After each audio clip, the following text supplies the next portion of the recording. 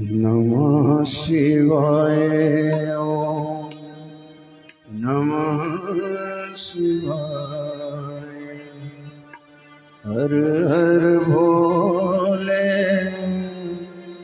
नमः शिवाय।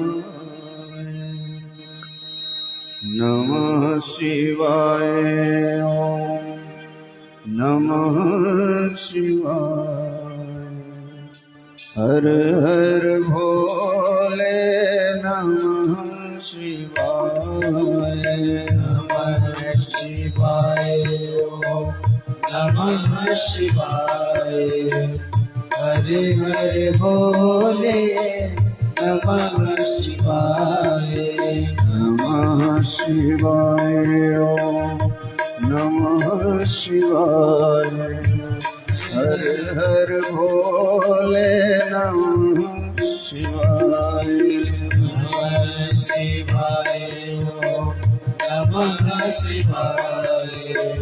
हरे हरे भोले नमः शिवाय। नमः शिवाय ओम नमः शिवाय। हर हर भोले नमः शिवाय। नमः शिवाय ओम नमः शिवाय। हरे हरे भोले नमः शिवाय। गंगाधराय शिव गंगाधराय। हर हर भोले नमः शिवाय। गंगाधराय शिव गंगाधराय। हरे हरे भोले नमः शिवाय। जटाधराय शिव जटाधराय। हर हर भोले नमः शिवाय। जटाधराय शिव जटाधराय।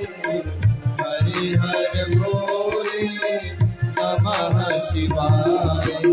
नमः शिवाय ओम नमः शिवाय। हर हर भोले नमः शिवाय। नमः शिवाय ओम नमः शिवाय। हरे हरे भोले नमः शिवाय। हर हर भोले नमः शिवाय। हरे हरे भोले नमः शिवाय। हर हर भोले नमः शिवाय। हरे हरे भोले नमः शिवाय। हर हर भोले नमः शिवाय। हरे हरे भोले नमः शिवाय।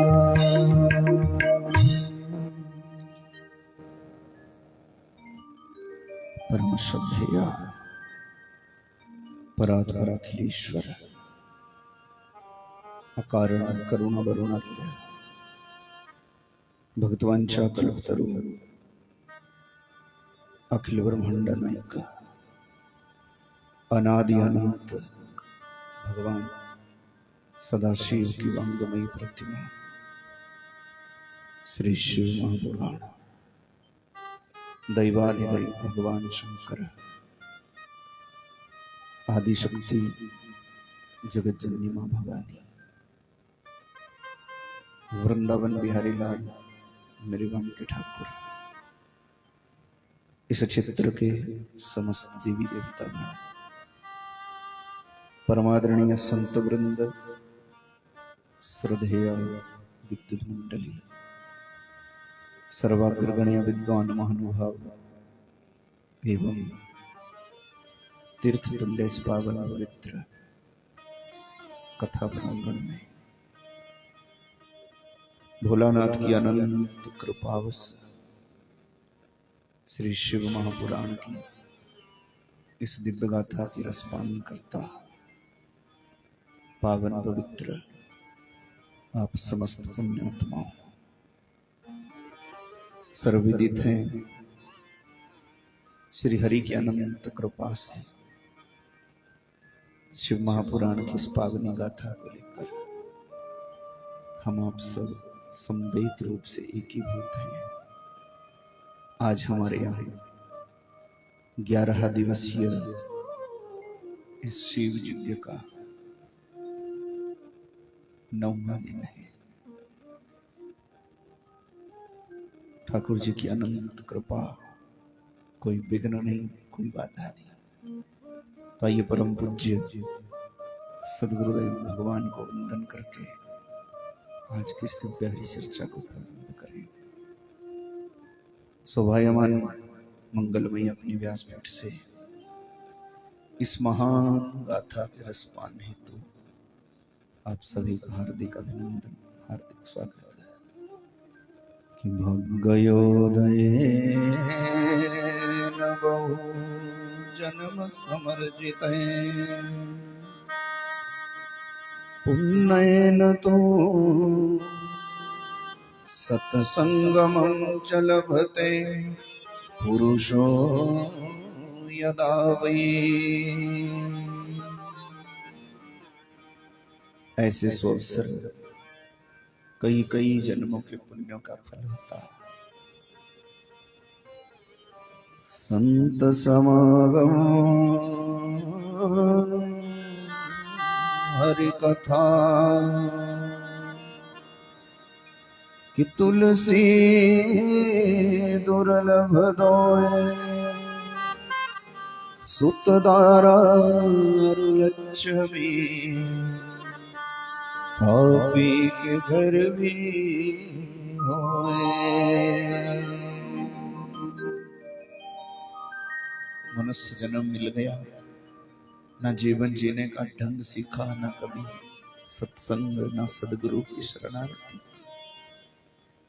ऐसे आचारहीन मनुष्यों के भी घर में अच्छी नौकरी होती, अच्छी मान पदवी प्रतिष्ठा होती, अच्छे बाल बच्चे होते, अच्छे सगे संबंधी होते। ये सब तो पूर्व जन्म के कर्मों के अनुसार हमारे को मिल जाता है। पर मनुष्य जन्म मिला है और भगवान का भजन मिले, भक्तों की सनिधि मिले, ये एक जन्म का पुण्य नहीं है कि जन्म जन्मांतरे भवेत पुण्यम तदा भागवतम लभे। ऐसे कई कई जन्मों का पुण्य जब उदय होता तो ही मिलती भगवान की कथा। तो ये भगवान की अति कृपा का फल है। आप सभी के पुण्य का फल भोला बाबा की कृपा से शिव महापुराण को लेकर हम लोग बैठे, तीर्थ धाम नैमिषारण्य पर बैठे बैठे सौनक आदि 88,000 ऋषि, पुराण वेता व्यास शिष्य महाभाग सूत जी से सुनते शिव महापुराण की कथा। उसी कथा को हम आप बैठे बैठे यहाँ सुनते।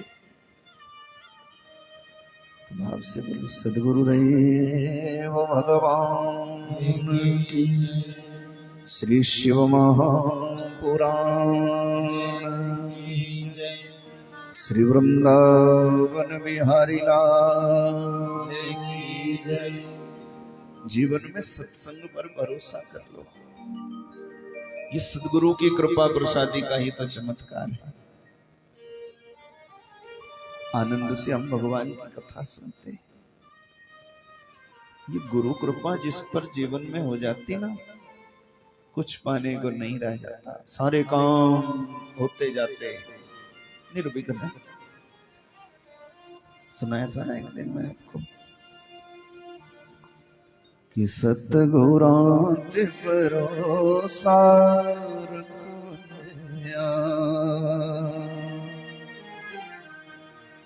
सतगुरां ते भरोसा रख बंदिया, सतगुरां ते भरोसा रख बंदिया, सतगुरां ते भरोसा रख बंदिया।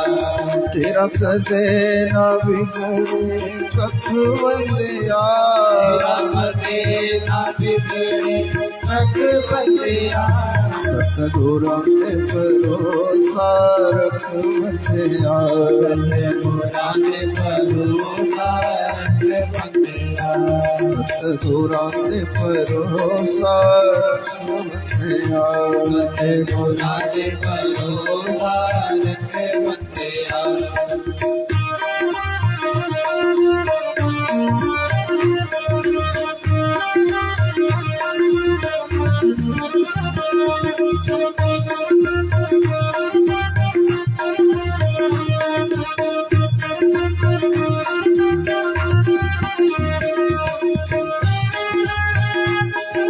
गुरां ते भरोसा कीता है, जिने गुरां ते भरोसा कीता है।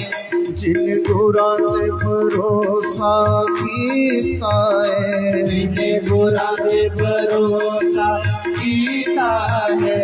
उन्हें सारा जग जित लीता है, उन्हें सारा जग जित लीता है। होए दुश्मन होए लख बंदिया, हमें दुश्मन होवे लख बंदिया। होए दुश्मन होए लख बंदिया, दुश्मन होवे लख बंदिया।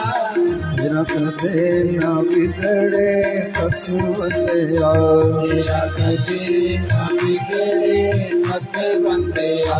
सतगुरां ते भरोसा रख बंदिया, सतगुरां ते भरोसा रख बंदिया। सतगुरां ते भरोसा रख बंदिया, सतगुरां ते भरोसा रख बंदिया। बोले सद्गुरुदेव भगवान की जय। सूत जी ने वंदना करी अपने सद्गुरुदेव भगवान वेद व्यास जी की और सुनाना प्रारंभ कर दिया। ऋषियों, जैसा हमने अपने गुरु जी से सुना वैसा सुनाते। अनेकों कथाएं सुनाई थी शिव महापुराण की, अनेकों चर्चाएं निराकार भगवान से सूक्ष्म हुए पिंडी के रूप में, फिर उनसे तीन शक्तियां हुई ब्रह्मा विष्णु शंकर, और ये तीनों संसार का कल्याण करने को सृष्टि स्थिति विनाश करती। भगवान शंकर की अनेक लीलाएं,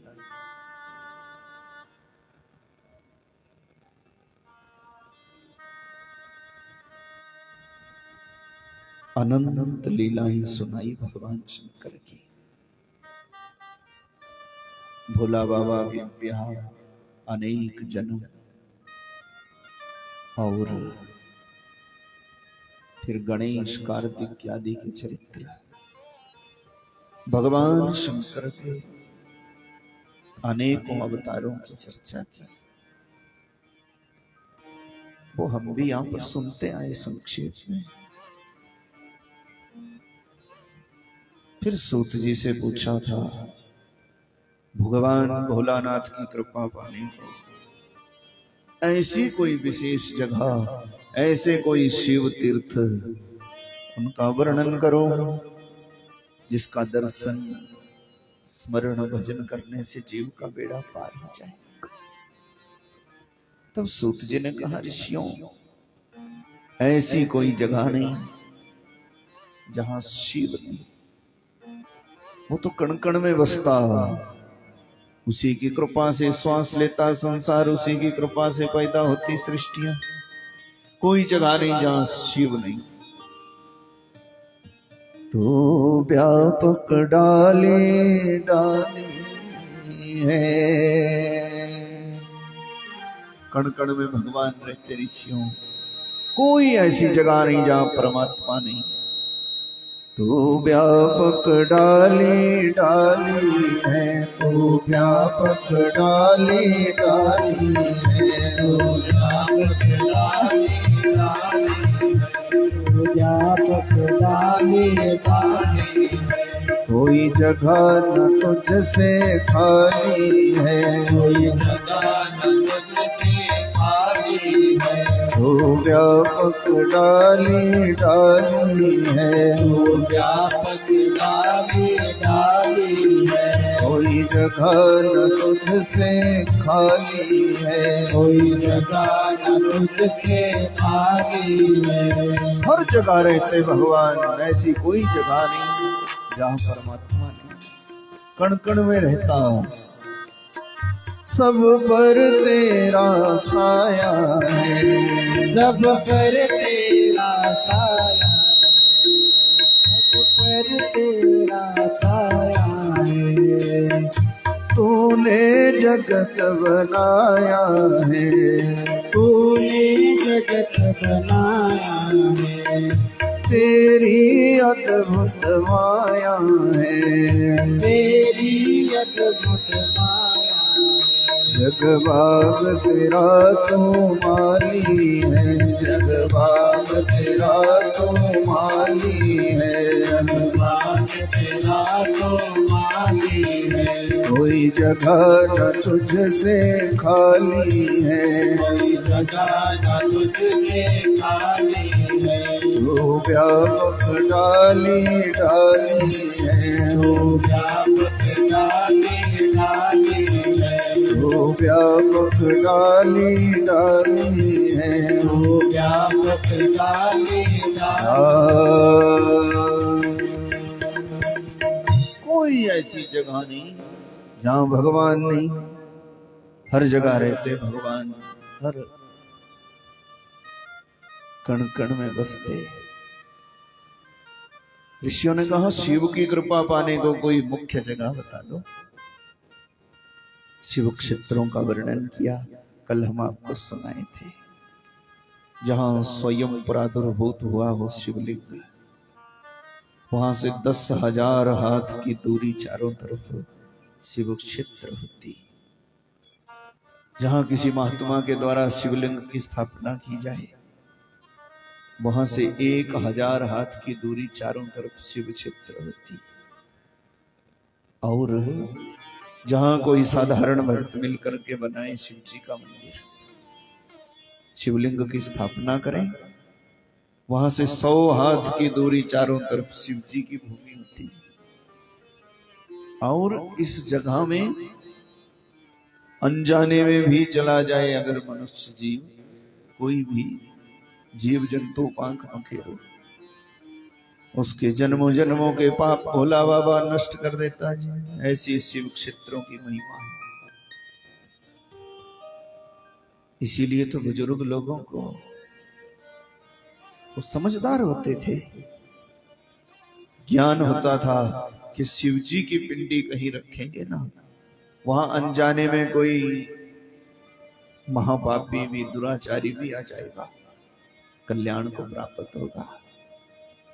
इसीलिए वो हर कहीं से पिंडी ले आते शिव जी की। कहीं बावड़ी पर रख दीजिए, कहीं गांव में पीपल के नीचे रख दी, चलो सब आएंगे, कल्याण को प्राप्त होते रहेंगे। इस भेद को वो जानते थे। वही सूत जी बता रहे हैं, शिव क्षेत्रों की महिमा बताई। और अंत में फिर कह दिया,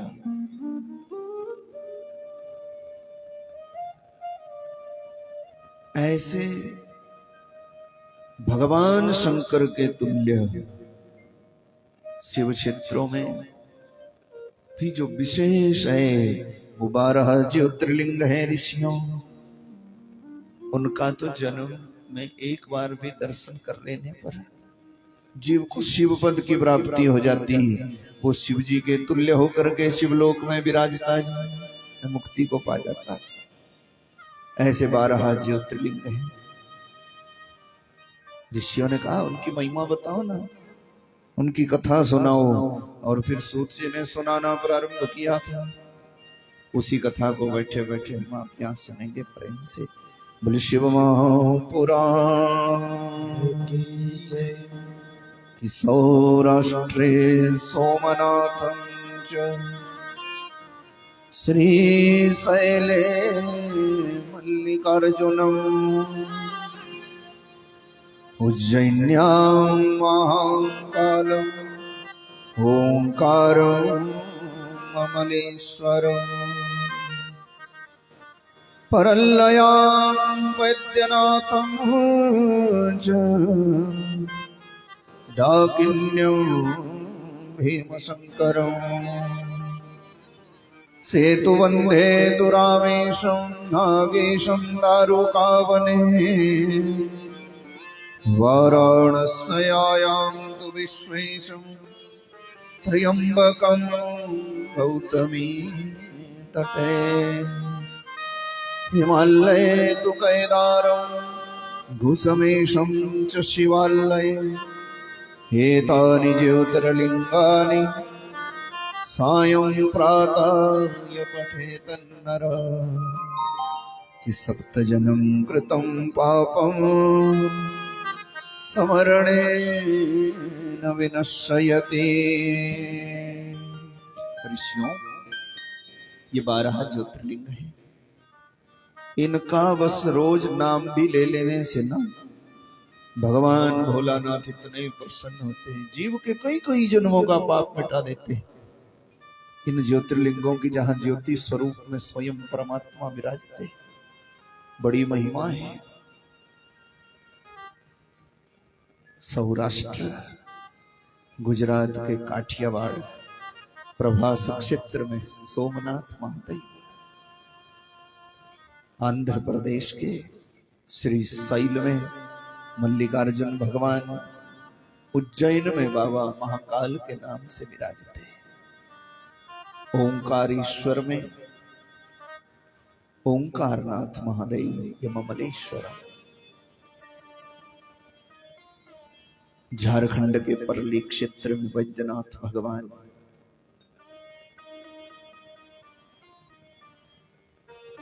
महाराष्ट्र के डाकिनी पर्वत में भीमशंकर है।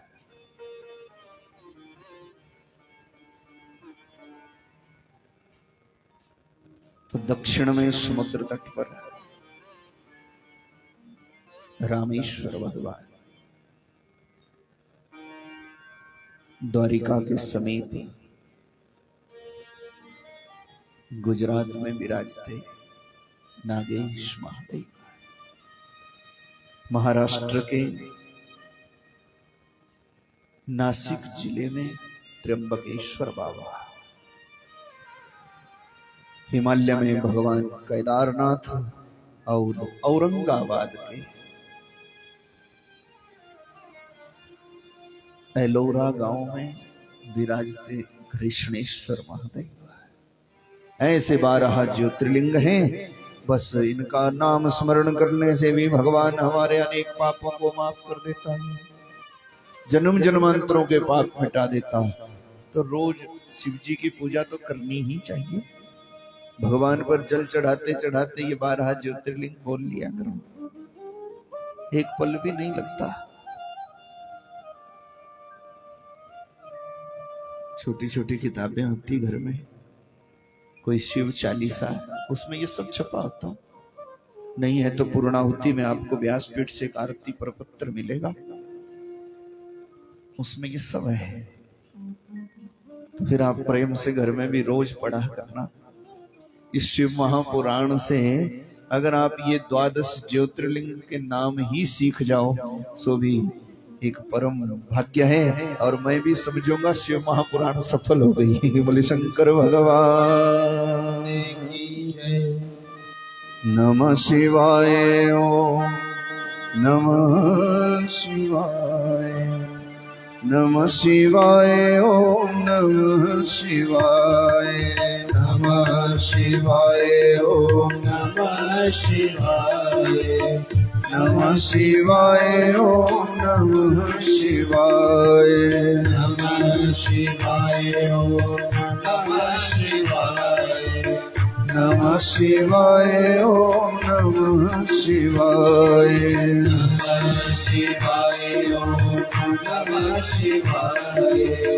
नमः शिवाय ओम नमः शिवाय नमः शिवाय ओम नमः शिवाय नमः शिवाय ओम नमः शिवाय नमः शिवाय ओम नमः शिवाय नमः शिवाय ओम नमः शिवाय नमः शिवाय ओम नमः शिवाय नमः शिवाय ओम नमः शिवाय नमः शिवाय ओम नमः शिवाय नमः शिवाय ओम नमः शिवाय नमः शिवाय ओम नमः शिवाय नमः शिवाय ओम नमः शिवाय नमः शिवाय ओम नमः शिवाय कुलदैवाधिदैव भगवान की महिमा पूछी थी 12 ज्योतिर्लिंगों की। तो पहले की कथा आपको मैं सुनाऊं, सुन तो रहा ना, सबको सुन जाता, पीछे तक सुनता जी। तो पहले ज्योतिर्लिंग हैं सौराष्ट्र में सोमनाथ महादेव। अंत में सार तो यही कह दिया शिव पुराण में कि जीव को अपना कल्याण चाहने वाले को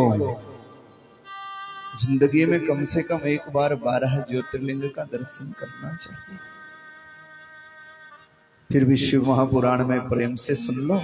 एक बात बताऊं, जहां भगवान की कथा प्रेम से गाई जाए ना, वहां पर भगवान ही बसते हैं।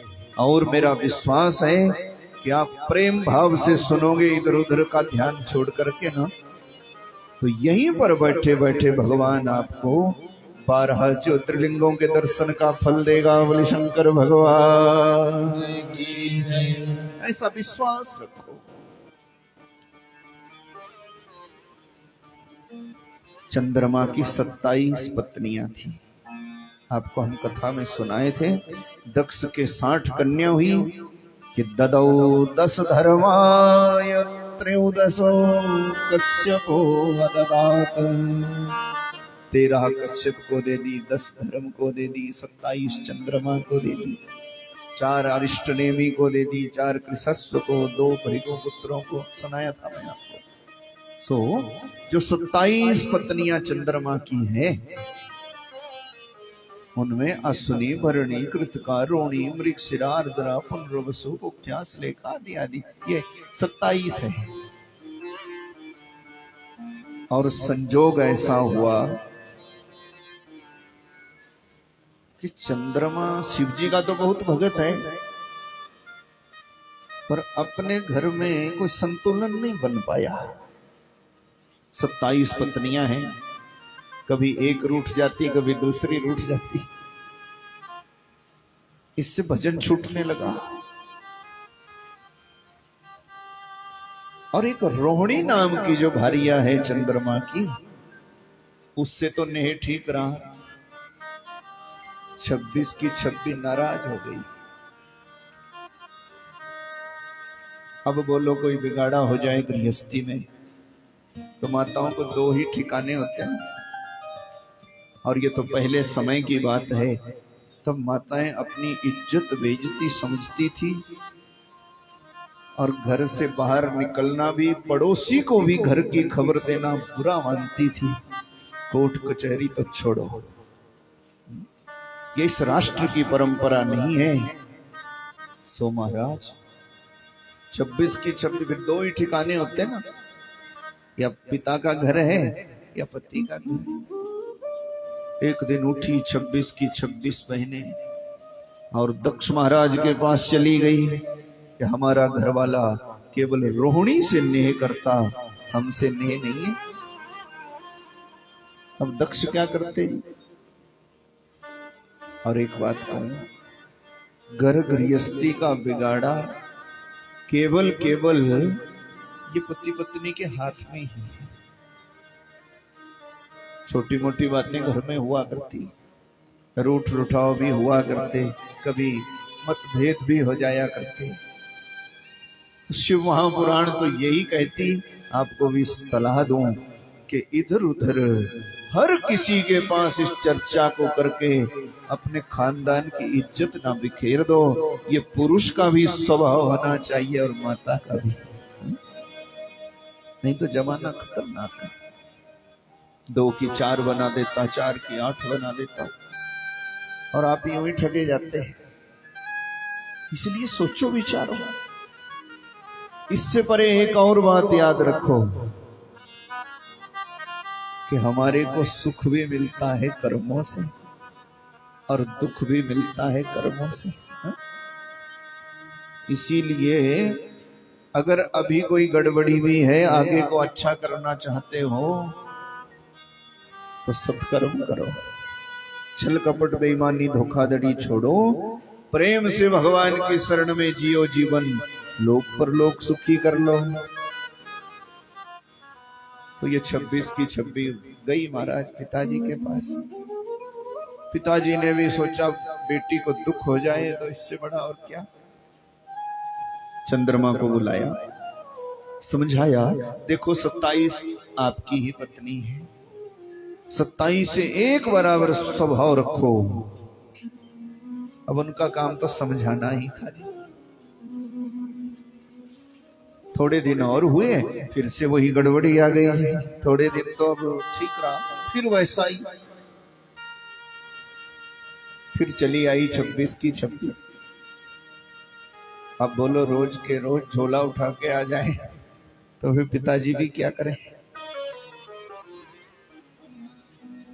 थोड़ा संतुलन बनाना सबको सीखना चाहिए। बोले शिव महापुराण की जय।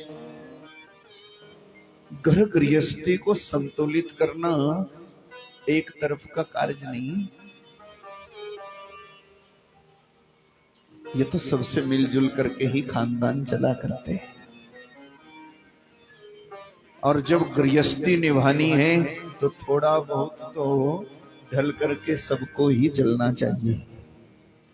कई बार अपनी अपनी अकड़ में न ठगे जाते हैं। और ये आजकल की पीढ़ी के साथ बहुत ऐसा विचार की जरूरत है। कोई सोचता मेरे से ज्यादा पढ़ा लिखा कोई नहीं, कोई सोचता मेरे से ज्यादा पैसा कमाने वाला कोई नहीं, कोई सोचता मेरे से ज्यादा समझदार कोई नहीं। पर जब तक समझ आती तब तक सब तबाही हो चुकी होती है।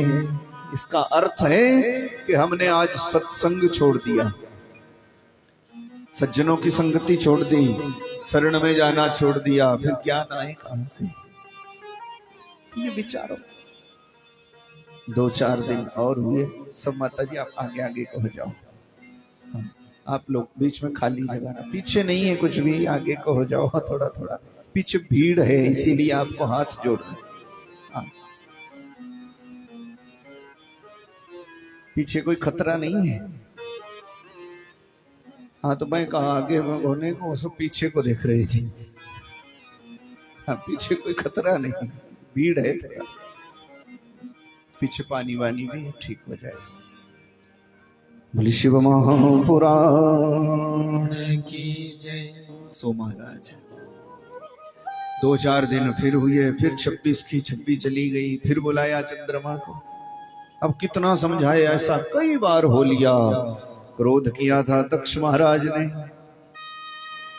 और क्या विचार किया कि इस चंद्रमा को अपने रूप पर बड़ा भारी घमंड है, और जब इसका रूप रहेगा तब तक ये अपनी ये कार्य तो छोड़ेगा नहीं। इसीलिए इसको ही श्राप दे देते हैं, अपना अपना स्वभाव। इसीलिए चंद्रमा को ही श्राप दे देता। जब इसका रूप ही नहीं रहेगा तो फिर ये आराम से रहेगा।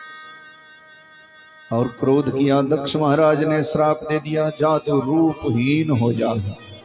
महाराज चंद्रमा का रूप हो गया खत्म। ये तो रूपहीन हो गया, अब चंद्रमा दिखता भी नहीं।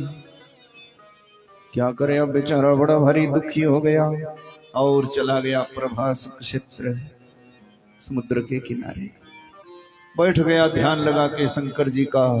बाबा मेरा तो कोई कसूर था नहीं, मेरा क्या अपराध था कि बार बार मेरे को बुरा ठहरा के और श्राप दे दिया। 1 साल तक ना कुछ खाया ना पिया, बस वहीं पर ओम नमः शिवाय ओम नमः शिवाय ओम नमः शिवाय ओम नमः शिवाय जपता गया। 1 साल के बाद प्रकट हुए थे शंकर भगवान। भोला बाबा ने कहा, बोल क्या हुआ? हम रूपहीन हो गए बाबा, हमारा रूप नहीं रह गया। क्या हुआ? बोले हमारे ससुर जी ने हमारे को श्राप दे दिया। भोला बाबा ने कहा, श्राप तो मैं कैसे टाल सकता, प्रजा तेरे को इतना संकट आने पर भी किसी ने कह दिया कि जा तू रूपहीन हो जा, तो समाज में कितने ऐसे लोग होंगे जो भगवान की शरण जाएंगे? तो बड़े से बड़ा डॉक्टर ढूंढेंगे, सोचेंगे अपने को ठीक करा लें, बड़े से बड़ा इलाज करेंगे, और जब कहीं के भी नहीं रहेंगे तब सोचेंगे यार चलो कोई टोना टोटका जादू जंका ही कर लेते हैं, तब भी भगवान की शरण नहीं जाते लोग, और इसी में ठगे जाते हैं। जब तक समझ आती तब तक जिंदगियां चली जाती। इसीलिए तो ये विचार है। घबराया नहीं चंद्रमा, सीधा गया समुद्र के किनारे और 1 वर्ष तक कुछ बिना खाए पिए शंकर की आराधना करी। महाराज भगवान शंकर प्रकट हुए, मेरे को श्राप लग गया। बाबा ने कहा, श्राप तो मैं मिटा नहीं सकता, पर इतना जरूर कर सकता हूं, तूने दुख आने पर भी मेरा ध्यान नहीं छोड़ा, तेरा नाम अमर कर दूंगा प्यारे। जब तक संसार रहेगा तब तक तेरी कथा गाई जाएगी, यही तो भगवान के भजन का फल है। और क्या किया बाबा ने? बोले मैं दक्ष का श्राप तो मिटा नहीं सकता, पर तेरे को वरदान जरूर दे सकता हूं। कैसा वरदान? तेरी भजन के कारण, तेरी भक्ति के कारण आज के बाद मैं महीने के 2 भाग कर देता जी, महीने के 2 भाग बना देता हूं। नहीं तो पहले चंद्रमा रोज चमकता रात को, जैसे सवेरे सूरज निकलता ना वैसे शाम को चंद्रमा निकलता। अब जब श्राप लग गया दक्ष का, तो भोला बाबा ने इसको भक्ति का फल देने को क्या किया? भोला बाबा ने कहा मिटा तो सकता नहीं श्राप, पर इतना वरदान जरूर दे सकता कि जा 1 महीने के 2 भाग कर देता। 15 दिनों तक दक्ष के श्राप से तेरी कलाएं घटती जाएगी, और 1 दिन व्यापेगा तेरे को दक्ष का श्राप पूरा। 15 दिन, फिर हमारे वरदान से तू धीरे धीरे बढ़ता जाएगा, और 15 दिन में एक बार पहले की तरह पूर्ण दिखाई देगा। महाराज महीने के बना दिए 2 भाग। जिस दिन चंद्रमा को लगता दक्ष का श्राप उसको बोलते अमावस, और जिस दिन शंकर की कृपा से फिर पूरा दिखाई देता उसको पूर्णिमा बोलते। बोले शंकर भगवान की जय। और आपकी समझ में कई बार लोग पूछ लेते थे जी ये वांस और पुण्य क्या है? बुजुर्ग लोग पूछते हैं ये क्या है, कैसे बन गई? तब आप शिव महापुराण सुनना प्रेम से। और दक्ष के श्राप को टालने के लिए भगवान शंकर ने महीने के 2 भाग कर दिए। 15 दिन तक हमारे वरदान से तेरी कलाएं बढ़ती जाएगी, और 1 दिन तो पूरा दिखाई देगा, उसको लोग पूर्णिमा कहेंगे। फिर दक्ष का श्राप लगेगा, घटता जाएगा। 1 दिन श्राप लगेगा, पूरा रूपहीन होकर के रहेगा, उसको अमावस बोलेंगे। चंद्रमा भी प्रसन्न हो गया और भोला बाबा से प्रार्थना करी, मेरा दुखड़ा दूर कर दिया। भगवान शंकर ने कहा और बोल, और क्या चाहिए?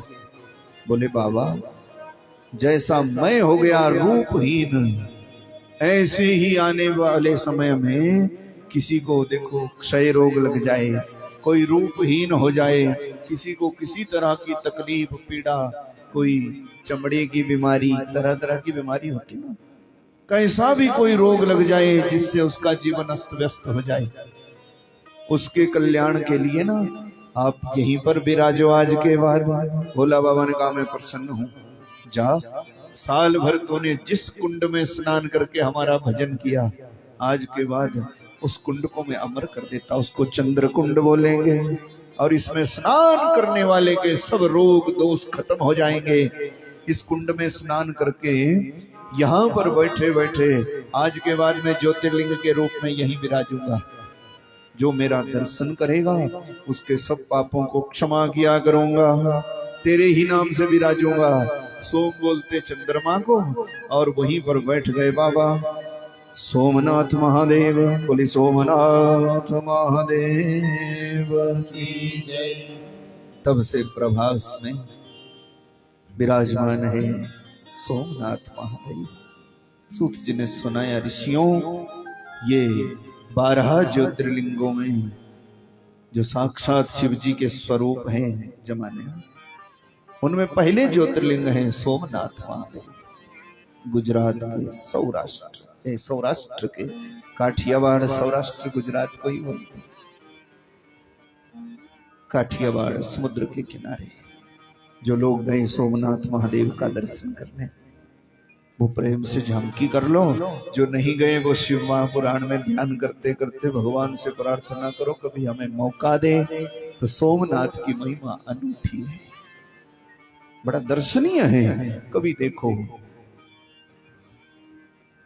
श्री शैले मल्लिकार्जुनम, और आंध्र प्रदेश में श्री शैल है, जगह का नाम ही श्री शैल है। उस पर्वत में विराजते मल्लिकार्जुन महादेव। इनकी कथा पूछी थी, इनकी कथा सूत जी ने सुनाई, आपको हम कल सुनाए थे परसों।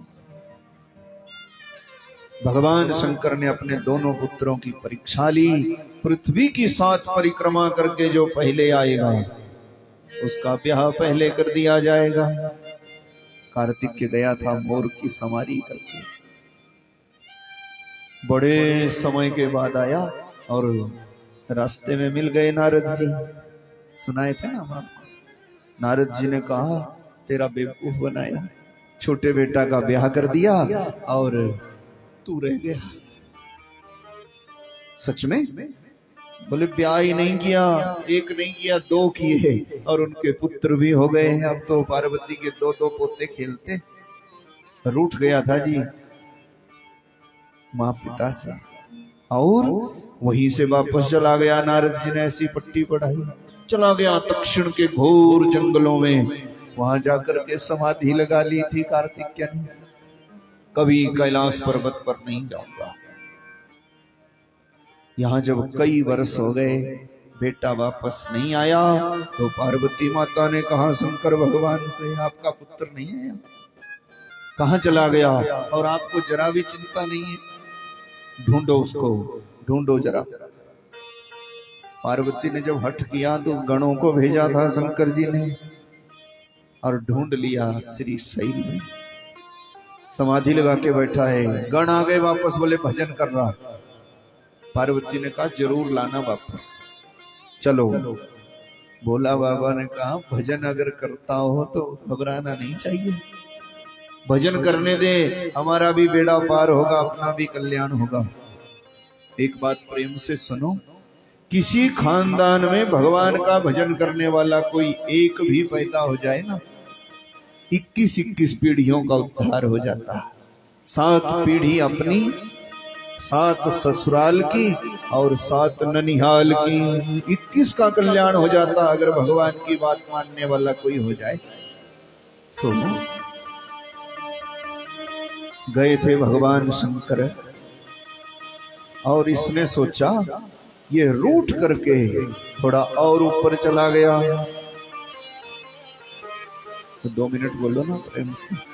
मेरा शंकर है भोला भाला, ये तो डमरू वाला शंकर बम भोला रे, शिव बम भोला रे, मेरा शंकर है भोला भाला, ये तो डमरू वाला शंकर बम भोला रे, शिव बम भोला रे, मेरा शंकर है भोला भाला, ये तो डमरू वाला शंकर बम भोला रे, शिव बम भोला रे।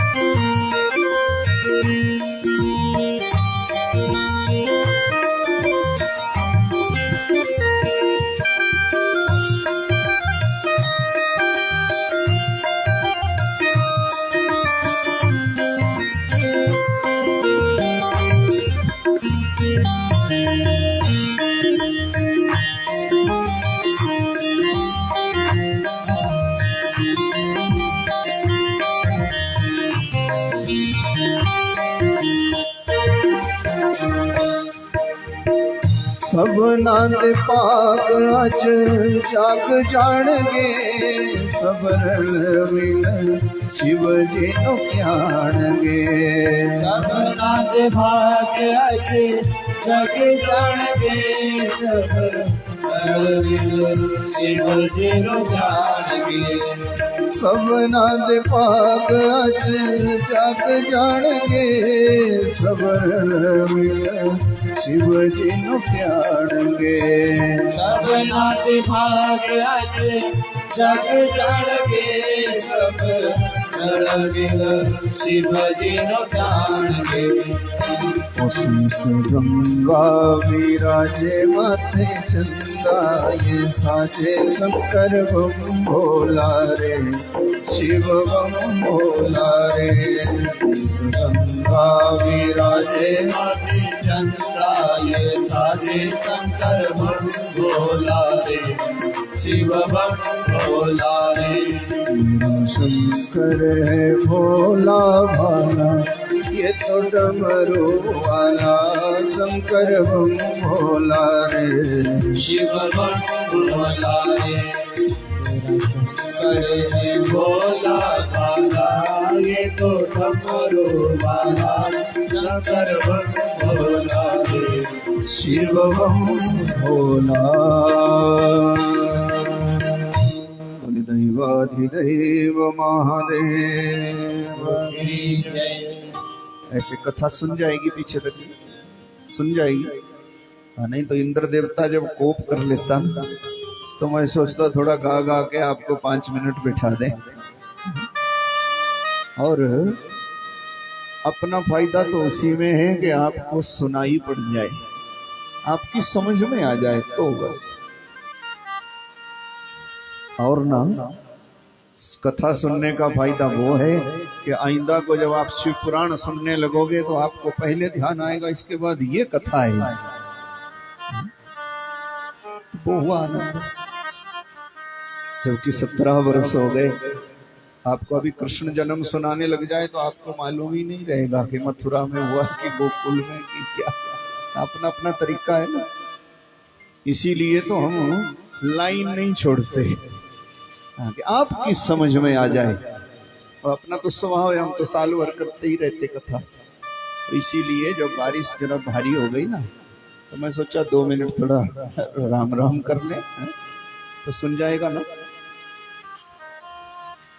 भगवान शंकर पार्वती को लेकर चले गए थे बालक को लाने, जब मानी ही नहीं, और ये भी रूठ गया। इसको पता लगा कि जब मनाने को आ रहे माता पिता, अच्छा अब तो मैं जरा भी नहीं जाऊंगा, और जहां समाधि लगाई थी वहां से भी ऊपर चला गया पहाड़ पर। भोला बाबा ने कहा मर्यादा नहीं तोड़ेंगे, जहां पर आए वहीं पर बैठेंगे, पहाड़ से जाएगा कहां, आएगा तो नीचे ही। पार्वती ने बहुत मनाया शंकर जी को, चलो ऊपर चले जाते हैं ऊपर। भोला बाबा ने कहा ना ना, हम इतना चल के आए कैलाश से और रूठ करके फिर ऊपर चला गया। हम मर्यादा नहीं बिगाड़ेंगे देवी, यहीं पर बैठेंगे, इंतजार करेंगे जब आएगा तब सही। और भोला बाबा हट करके वहीं बैठ गए अपने दिव्य स्वरूप के रूप में। आज तक रूठा हुआ कार्तिक ना नीचे आया ना भोला बाबा ऊपर गए। जो विराजते हैं उनको बोलते मल्लिकार्जुन महादेव, बोले मल्लिकार्जुन महादेव। बड़ी सुंदर शोभा है मल्लिकार्जुन की भी। जो लोग गए हैं वो जानते हैं, जिन्होंने दर्शन कर रखा है मल्लिकार्जुन महादेव।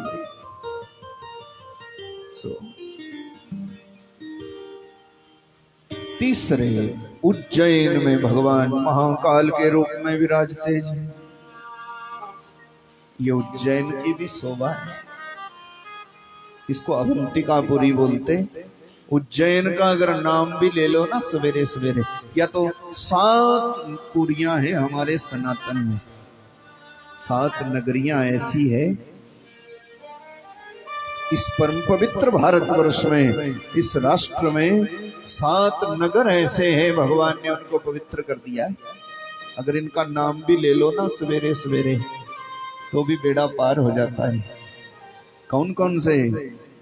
अयोध्या, मथुरा, माया, काशी, कांची, अवंतिका, पुरी, द्वारावती, सप्तैता, मोक्षदायिका।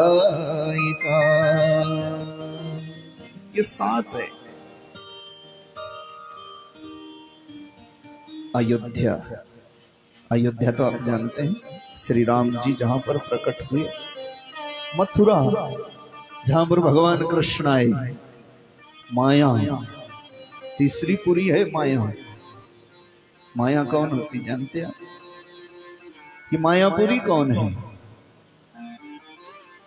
कौन? कभी सुना? ये माया नगरी है हरिद्वार। बोली नारायण भगवान। हरिद्वार को मायापुरी बोलते। तो अयोध्या, मथुरा, माया, काशी, कांची, अवंतिका। काशी जी तो सब जानते, वाराणसी जहां पर विश्वनाथ भगवान विराजते। अवंतिकापुरी माने उज्जैन। जगन्नाथपुरी या द्वारावती, द्वारिका। ये 7 ऐसी पवित्र नगरियां हैं कि अगर इनका रोज स्मरण भी कर लो ना। कई जगह हम जाते हैं ना कथा करने को, तो बूढ़ी बूढ़ी माताएं जिन्होंने 4 धाम किए हुए सो कहती रहती, प्रेम से पता कैसे करती है, उनको मंत्र नहीं आता ना, तो माताएं ऐसे करती कि हरिद्वार, नैमिषारण्य, बद्रिका धाम, 4 धाम, फलाना धाम, सब गिनती भाई। और इतना उन्होंने बना रखा है, उतना तो हम याद ही नहीं कर सकते। जिस जिस रास्ते गई ना वो सबका सब उन्होंने रट रखा है। और भगवान के आगे खड़ी हो जाती, फिर पूरा पढ़ती। अयोध्या धाम, मथुरा धाम, काशी धाम, फलाना धाम, सब रटती है। जगन्नाथपुरी, सब ये स्मरण करती। और जीवा पर ये स्मरण भी रोज हो जाए ना, हमारे कितने पापों को उन नगरियों का स्मरण ही काट देता।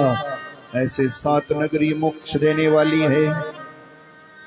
सूत जी सुना रहे, दूसरे ज्योतिर्लिंग हैं मल्लिकार्जुन महादेव, और तीसरे उज्जैन में बाबा महाकाल के नाम से विराजते हैं। महाकाल महादेव, काल को भी जो टाल देते। महाकाल की कथा पूछी तो सूत जी ने कहा, सुनो, इस उज्जैन नगरी में एक ब्राह्मण रहता था। पूरे उज्जैन के लोगों का पूजा पाठ, कर्म कांड, श्राद्ध, तर्पण सब कराया करता है। धनवान भी था, ज्ञानवान भी था, सलाह भी देता बढ़िया। इसलिए सब लोग इसके पास चले आते जब भी जरूरत होती। और इसने उज्जैन के लोगों को शिव जी की भक्ति में ऐसे लगा दिया कि इनको इधर उधर भटकने की जरूरत नहीं, ना भूत की चिंता, ना प्रेत की परवाह। जब भी कुछ होता तो बस ये सीधे चल पुरोहित जी के पास, चल पुरोहित जी के पास। इसीलिए तो सनातन में हमारे कुल पुरोहित हुआ करते थे। कुल पुरोहित होते थे कि जब कोई संकट पीड़ा आ जाए तो उनके पास जाए, सलाह ले क्या करना चाहिए क्या नहीं। इन परंपराओं का लुप्त हो जाना ये भविष्य के लिए बहुत दुर्भाग्य का योग है। बस ये विचार रखो, हमारे कुल पुरोहित होने चाहिए, हमारे कुल देवता होने चाहिए। आजकल तो इतने लोग हो गए ना, उनको अपनी कुलजा का भी पता नहीं है। और फिर देखा देखी में कर लेते हैं कि पड़ोसी की भी कुलजा है, चलो हमारी भी हो गई, क्या है, देवी तो एक ही है। पर ये तो सनातन में संतों ने बड़े हिसाब से बना रखा था, किस खानदान का रक्षक कौन है, किस कुल का देवता कौन है जी, किस कुल का पुरोहित कौन है, ये सब विचार था। बस ये विचार हम धीरे धीरे छोड़ेंगे तो खराबी होगी। उज्जैन वासियों का कल्याण करने को ये ब्राह्मण तत्पर रहता दिन रात, और लोग इससे सलाह लिया करते हैं। अब हुआ क्या, धीरे धीरे संसार है ना, ब्राह्मण बूढ़ा हो गया और एक दिन संसार की यात्रा पूरी करके चला गया। पूरी नगरी दुखी हो गई। 4 बच्चे थे ब्राह्मण के, चारों भी पिता के कदमों पर चले, जैसे पिताजी पढ़ा गए थे। पर अब बाप में जो गुण था ना, और पिताजी उस बेटों में थोड़े ही था। और इससे पता क्या हुआ, जैसे ही थोड़ी कमजोरी पड़ी तो पास में ही रतनमाला नाम का पर्वत है उज्जैन नगरी के पास। वहां पर बड़े भारी खानदान के साथ एक दूषण नाम का राक्षस रहता है। पहले भी करता था, ये पीड़ा देता था लोगों को, पर ब्राह्मण विद्या के धनी थे, इसलिए किसी को आंच नहीं आने देते पूरे समाज को। अब ब्राह्मण के मरते ही इन राक्षसों को मौका लगा महाराज, और ये लगे समाज को दुखी करने। 4 बच्चे थे, चारों को भी नाक में दम कर दिया। कभी वहां से आदमियों को खा जाता, कभी वहां से लोगों को दुखी करता राक्षस। डरे इस भूत राक्षस से और ब्राह्मणों के पास आ गया पूरा खानदान। बोले आपके पिताजी ने आपको कोई विद्या सिखाई हो? उनके बलबूते हम तो बच जाते थे, पर वो बूढ़े ब्राह्मण चले गए, अब हमारा क्या होगा? चारों ने कहा देखो, जो विद्या पिताजी के पास थी वो तो थी, पर हमारे को एक ही बात सिखा गए हैं कि बेटा, संसार का कर्ता धर्ता संहर्ता है परमात्मा, और उन्हीं का स्वरूप है शंकर जी। जब भी कोई संकट आन पड़े, शंकर जी की शरण करना और कुछ भी नहीं। इसीलिए देखो भाई, हमारे पास तो एक ही इलाज है, सब इकट्ठे हो जाओ और इन राक्षसों के विनाश के लिए शिव जी का यज्ञ प्रारंभ कर दो जी। उज्जैन नगरी के बीच में पूरे नगर को इकट्ठा कर लिया इन ब्राह्मण बालकों ने। मिट्टी का बनाया शिवलिंग, और महाराज लगे शिव जी की आराधना कराने सारे समाज से, सबसे। अपने आप भी भजन कीर्तन में रम गए। एक बात कहूं, भजन जहां कम हो जाए या भगवान पर आस्था जहां कम हो जाए, वहां भूत प्रेत ज्यादा दुखी करता है। और जहां पर लोग भजन करने लग जाएं, शुरू करें ना, वहां पर भूत प्रेत 10 गुना दुखी करता है। याद रखना, आप भगवान की पूजा शुरू कर दो ना, पहले करते नहीं थे, फिर टोना टोटका जादू जंका, और फिर कोई आकर के सलाह दे कि भगवान की शरण जाओ, तो पहले जितनी पीड़ा होती थी उससे 10 गुनी होने लगती। क्योंकि जो कोई ऐसे अपद्रव होते ना समाज में, ऐसी कोई बुरी छाया होती। कई लोग तो ये कहते ना भूत प्रेत नहीं होता, हम ये भी नहीं मानते, भूत प्रेत तो होता ही है। क्यों भला? बुरा कर्म करके जो जीवात्माएं भटक जाती, भगवान की शरण नहीं जाती, वो प्रेत भाव को प्राप्त हो जाता है। और भूत प्रेत होता है, इसका प्रमाण चाहिए तो श्रीमद् भागवत के महात्म में जाओ। पहली कथा आती धुंधुकारी की, धुंधुकारी प्रेत हो गया। जब पुराणों में लिखा तो प्रेत होता ही होगा। धुंधुकारी जिसने उपद्रव ही उपद्रव किया, सुनिए ना धुंधुकारी की कथा। फिर बांस के डंडे में घुस गया, कथा सुनी, 7 दिनों में 7 गांठ बांस की फट गई और कल्याण को प्राप्त हुआ। तो धुंधुकारी प्रेत हो गया। तो प्रेत कौन हो जाता? प्रेत हमारे में से ही बनेंगे। ये पक्की बात याद रखो, बाहर से कोई नहीं आएगा। जो बैठे बैठे गली पिछवाड़े में चर्चा करेगा कि यार 5-7 बुढ़े इकट्ठे हो गए, काम तो इनको है नहीं, 16-17 साल हो गया, हो गई कथा यार, क्या बार बार प्रेत बनेगा। पक्की बात। भगवान के नाम को जो संदेह की दृष्टि से देखेगा, और भगवान के भजन में, किसी पुण्य के काम में, कहीं मंदिर बन रहा, कहीं रास्ता बन रहा, समाज के कल्याण के कार्य में जो टांग अड़ाएगा, वो पक्की बात है मनुष्य जन्म मिला है, खोटा कर्म करेगा तो प्रेत हो जाएगा भाई। तो प्रेत हमारे में से ही होते। तो इस प्रेत भाव से बचने के लिए ही तो भगवान की कथा है। सोचो विचारो और सुधर जाओ। एक बाबा जी मिले थे हमारे को, अपना स्वभाव है ना, बाबाओं के संग भी हम बढ़िया रहते हैं, बड़ा आनंद आता है। सो महाराज, उन बाबा जी ने कहा था, मैं कहा कोई समाज के लिए आप हमें बताओ ना, क्या करें। बोले हमारे पास एक ही सूत्र है। आजकल लोग भटक रहे, कोई कहता उधर भगवान है, कोई कहता उधर भगवान है, कोई खाने पीने के मजे लेते भगवान हो गया।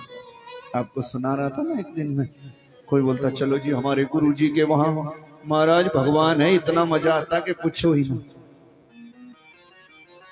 क्या होता वहां पर?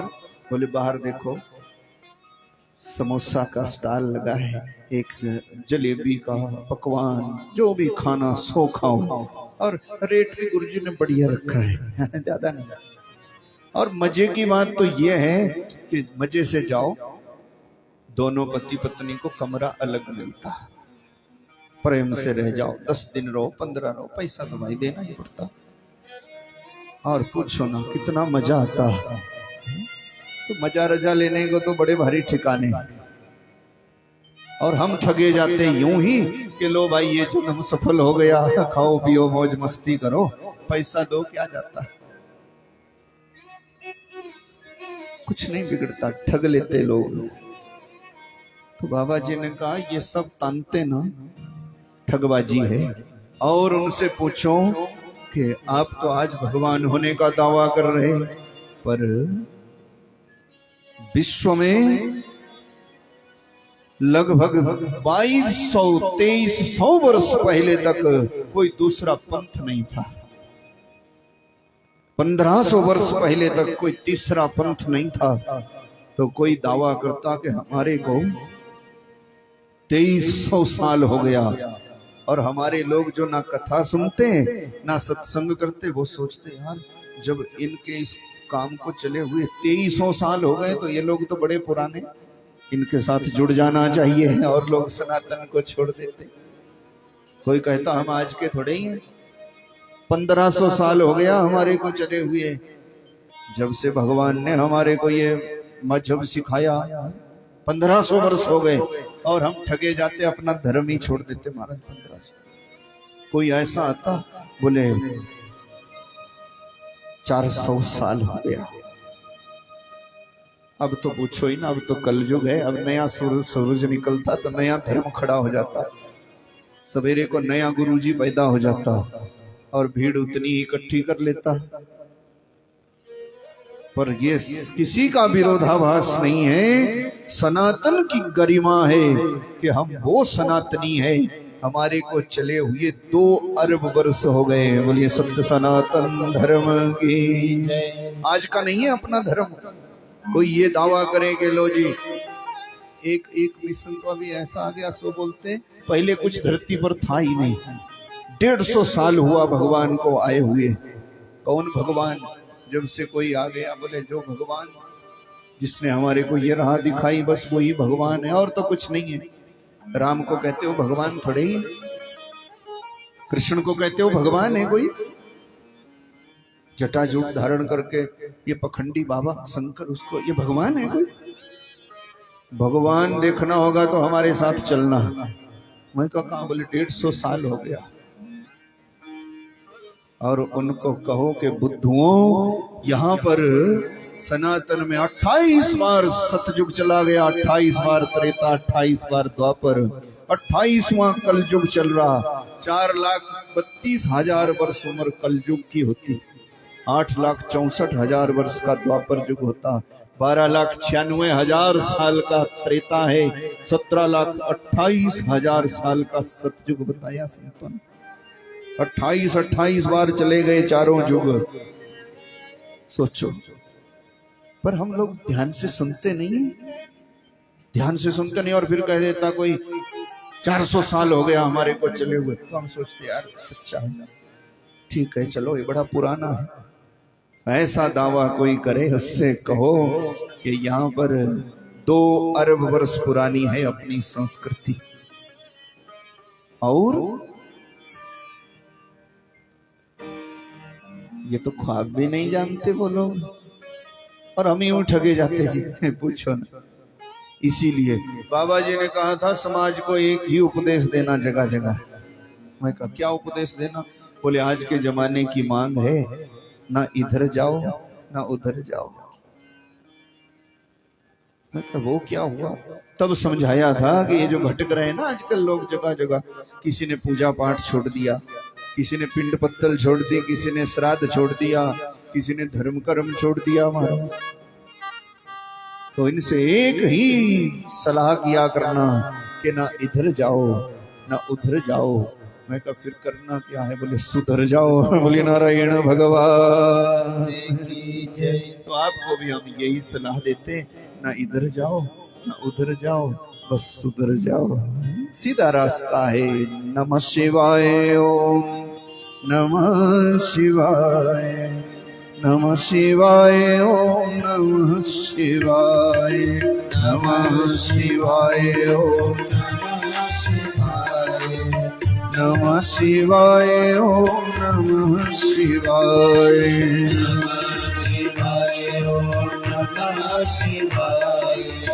नमः शिवाय ओम नमः शिवाय,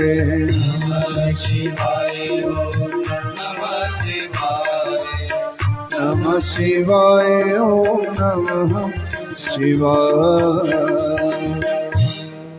ब्राह्मण बालकों ने सारी उज्जैन नगरी को कहा बस रास्ता एक ही है, सब बैठो शिव जी के भजन में और इन राक्षसों का सफाया अपने आप हो जाएगा।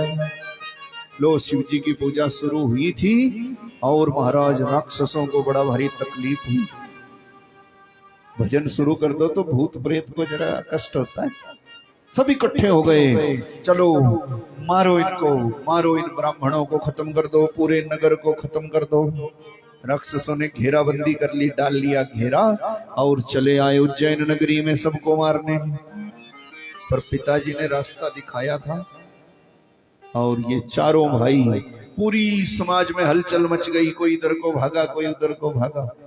चारों भाई डटे रहे भगवान शंकर की पूजा में। और ये दूषण नाम का राक्षस आया, इसने कहा पहले इन ब्राह्मणों को मारो, इन चारों भाइयों को खत्म कर दो। गया और तलवार निकाली, ज्यों ही तलवार का वार करने लगा इन ब्राह्मणों पर, शिव जी के भक्ति में बैठे थे। प्रेम से भगवान के भजन में बैठो, मेरा जिम्मा आपको आंच आ जाए। बैठे थे भक्ति में, तो ज्यों ही तलवार से इनको काटने लगा, त्यों ही जो सामने पिंडी बनाई थी ना मिट्टी की, फट गई और घोर गर्जना निकले। शंकर भगवान, बोली शंकर भगवान। उग्र रूप धारण कर रखा है, जटाजूट गले में तमतमाते सर्प विषैले। वही तलवार छीन ली इस राक्षस से जबरदस्ती, और भगवान शंकर ने टुकड़े टुकड़े कर दिए, ढेर लगा दिए राक्षसों को। थोड़ी देर में जय जयकार होने लगी महाराज। ब्राह्मणों की आंख अब खुली थी, जब तक भगवान शंकर ने पूरे राक्षसों का सफाया कर दिया, ढेर कर दिए लाशों के। तब भोला बाबा को सामने देखा, चारों भाइयों की आंख भर आई और हाथ जोड़े भगवान शंकर से कहा, बाबा आपकी कृपा है, हम धन्य हो गए, धन्य हो गए। इन राक्षसों को मार दिया आपने। बोले आपको क्या वरदान चाहिए? भगवान शंकर ने कहा, तो काशी के ब्राह्मण, उज्जैन के ब्राह्मणों ने कहा, बाबा और कुछ नहीं चाहिए, हमारे को तो काल बन गए थे ये राक्षस, हर कभी पूरे पूरे परिवार खा जाते हैं। आज आपने सबका सफाया कर दिया, आप काल के भी काल बन गए, आप महाकाल हो बाबा, और इसी रूप में यहाँ पर विराजो। आज के बाद इस नगरी के सारे संकटों को हर लो। संसार से किसी कोने से भी कोई आए आपका दर्शन करे, उसकी आयु कभी बीच में खत्म ना हो, अर्थात उसकी अल्प मौत ना हो, पूरी आयु भोग करके संसार से जाए जो आपका दर्शन पूजन कर ले। तब से ब्राह्मणों के कहने पर बाबा उज्जैन में विराज गए ज्योतिर्लिंग के रूप में। सूत जी कहते, उनको बोलते महाकाल महादेव। बोली महाकाल भगवान जय। ऐसे उज्जैन में तीसरे ज्योतिर्लिंग हैं भगवान शंकर के, महाकाल महादेव। और चौथे ओंकार पर्वत में ओंकारनाथ महादेव। ये दो ज्योतिर्लिंग हैं। नर्मदा नदी के उस पार है ममलेश्वर, और पार को है ओंकारेश्वर। नदी लांग करके कम लोग जाते दर्शन करने। दो ज्योतिर्लिंग हैं, दोनों का दर्शन पूरा कर लो तभी ओंकारेश्वर का दर्शन पूरा होता है जी। ये दो ज्योतिर्लिंगों के रूप में, बीच में नर्मदा नदी बहती। कभी आपको लगे मौका, नहीं तो लोग जाते ना कि ओंकारनाथ का दर्शन कर लिया, भीड़ बड़ी रहती, और फिर नर्मदा लांग के कोई जाता नहीं पार की तरफ, आधा ही रह जाता जी। तो दो ज्योतिर्लिंगों के रूप में विराजते ओंकारनाथ महादेव विंध्याचल पर्वत में। एक तो नर्मदा नदी के कहने पर और नर्मदेश्वर हो गए, ये सूरज की पुत्री है। और ये जो नर्मदेश्वर है, इस नर्मदा ने बड़ी भारी तपस्या की थी शंकर भगवान की। फिर कहा था आप हमारे पास में ही रहो। भोला बाबा ने कहा मैं यही रहूंगा। सुन, तेरे जल से जिसका स्पर्श हो जाएगा वो हर एक कंकड़ शंकर बन जाएगा। नर्मदा नदी का हर एक पत्थर शंकर है। और ये जो नर्मदेश्वर महादेव है ना, इनमें तो प्राण प्रतिष्ठा की भी जरूरत नहीं। एक बात याद रखना, एक नर्मदा नदी से निकला हुआ शिवलिंग और गंडकी नदी से आया हुआ सालग्राम, ये साक्षात ये प्रतिष्ठित ब्रह्म है। इनमें कोई प्राण प्रतिष्ठा की जरूरत नहीं है। नर्मदेश्वर महादेव ले आओ ना, नर्मदेश्वर शिवलिंग, उसमें प्राण प्रतिष्ठा की जरूरत नहीं है। सीधा ले आओ और प्रेम से स्थापना कर दो, पूजा शुरू कर दो।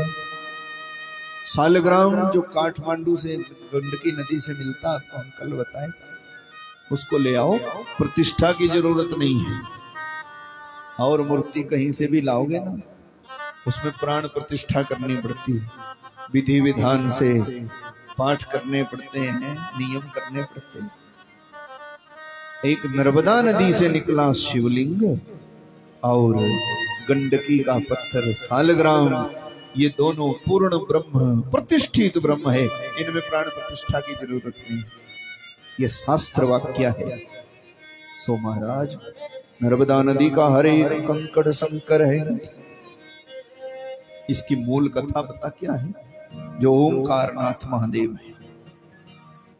ये जो विंध्याचल पर्वत है, कभी कभी ना बिना सत्संग के हम घमंड में ठगे जाते हैं कि मेरे से बड़ा तो विद्वान कोई है ही नहीं, मेरे से बड़ा बलवान कोई है नहीं, मेरे से बड़ा धनवान कोई है नहीं। विंध्याचल पर्वत को भी घमंड हो गया। और ये तो नीचे देखे ही ना, घमंडी लोग नीचे नहीं देखते। एक दिन नारद जी आए थे परीक्षा करने को। नारद जी को प्रणाम भी नहीं किया, पूछो ना। नारद जी ने सोचा ये अपने आप में घमंडी बनना काहे का, बड़ा होने का बाद दावा कर रहा मैं बड़ा हूं बड़ा हूं, विंध्याचल पर्वत की महिमा है। नारद जी ने फटकारा इसको। कल्याण संतों की कृपा से होता। नारद जी ने कहा अपने आप को बड़ा बनना, सुमेरु आदि पर्वत के तो पैर के बराबर भी नहीं है। इससे इसको बड़ी शर्म हुई। विंध्याचल पर्वत को नारद जी के चरणों में गिरा। महाराज फिर मैं कैसे बनूंगा श्रेष्ठ, कैसे होगा मेरा कल्याण? नारद जी ने कहा विंध्याचल, धन से कोई श्रेष्ठ नहीं हो जाता, 2-4 अक्षर जान लेने से कोई श्रेष्ठ नहीं बन जाता, थोड़ा बहुत रुपया पैसा हो जाए तो कोई श्रेष्ठ नहीं, थोड़ा बहुत बलबूता हो जाए तो श्रेष्ठ नहीं। असल में बड़ा तो वही है जिसका भगवान से संबंध है। बोले शंकर भगवान की जय। तो बाबा मैं क्या करूं? विंध्याचल पर्वत ने कहा, नारद जी ने कहा समाधि लगा शंकर के नाम की, और जब आएंगे भोला बाबा तो उनसे कहना यहीं विराज जाओ। भगवान के संग ही जीव का बड़प्पन होता।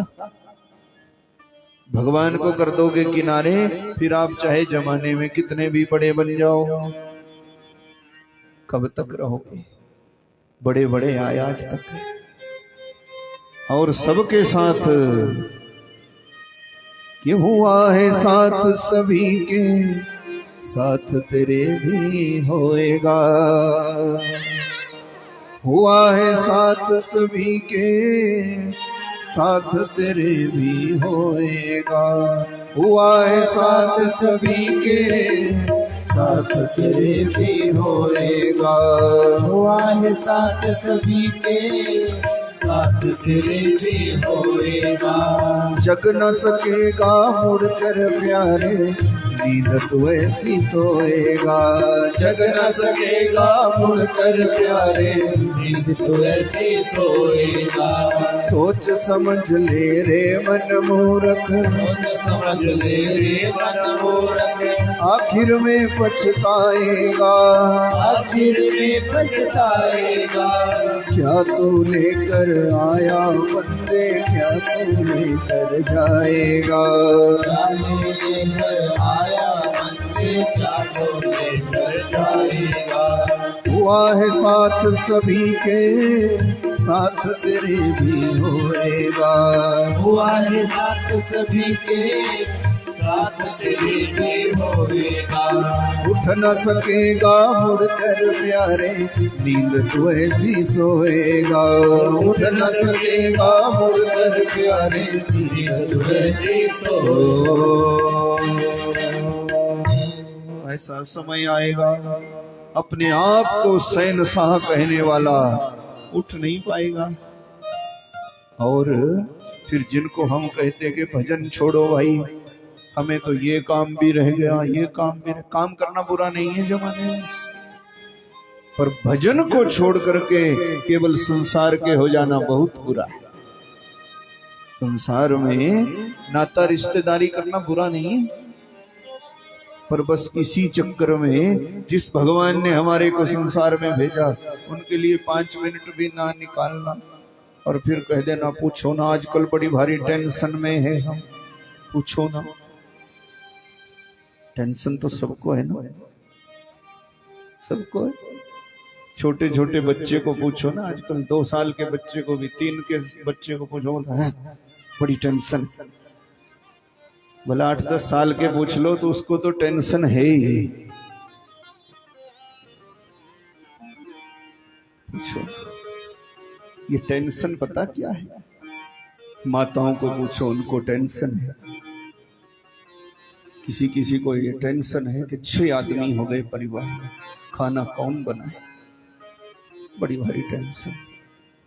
इसी टेंशन में उनको नींद भी नहीं आती। किसी किसी को टेंशन है कि नौकरी नहीं लग रही, और इस टेंशन में अब आपको बताऊं ना, अभी आप तो सब बुजुर्ग लोग हैं, देखना पहले 60-70 साल पहले बुजुर्ग लोग कितना प्रेम से जीते थे, बड़ी संतुष्टि से रहते। पूछो ना, समय पर सोते थे, समय पर खाते पीते थे, जब चाहे सूखा रूखा ही था, हट्टे कट्टे होते थे। अभी आज का जवान 35 साल का 80 साल के बूढ़े की बराबरी नहीं कर सकता, जरा नहीं, वो तेज है ही नहीं। और 45 पार कर गए तब तो 2 थपड़े मार के कोई गहना गांठा उतार के ले जाए। 35 में ही ऐसा लगता जैसे 65 पार कर गए। टेंशन का जमाना आ गया। ये टेंशन का भूत इस राष्ट्र में पहले नहीं था। क्यों? क्योंकि हम भगवान की शरण रहते थे। वहां पर संतुष्टि कैसे मिलती है ये सीख मिलती थी। आज हमारे को सत्संग तो है ही नहीं, इसलिए टेंशन है। सत्संग छोड़ दिया, भजन छोड़ दिया तो टेंशन में सारा जमाना हो गया। सब टेंशन में। पूछो ना, बाबूजी टेंशन में, बहन जी टेंशन में, छोटा बच्चा टेंशन, भला बूढ़ा तो टेंशन में है ही है। सब टेंशन में। पूछो ना, हर किसी को टेंशन है। किसी को खाने की टेंशन है, किसी को कमाने की टेंशन है, हाँ किसी को पीने की भी टेंशन है। पीछे माता जी बोल रही किसी को पीने की टेंशन है। मैं कहा ये भी रहती 8-10 दिनों तक जब यहाँ कथा होती। तरह तरह की टेंशन है। पूछो, बस इस टेंशन में सारा जमाना मारा गया। ठगे ना जाओ, भजन करो। आजकल एक और टेंशन है, मेरे को पेंशन क्यों नहीं है? बोले नारायण भगवान की जय। पूछो ना, बड़े बड़े खतरे हैं। खैर, टेंशन खत्म कर लेनी हो तो भजन करो प्रेम से। श्रीमन नारायण नारायण नारायण, श्रीमन नारायण नारायण नारायण, श्रीमन नारायण नारायण नारायण,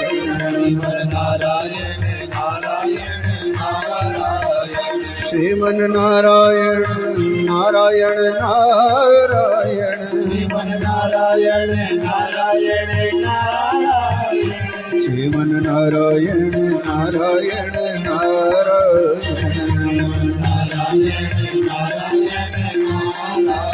श्रीमन नारायण नारायण नारायण।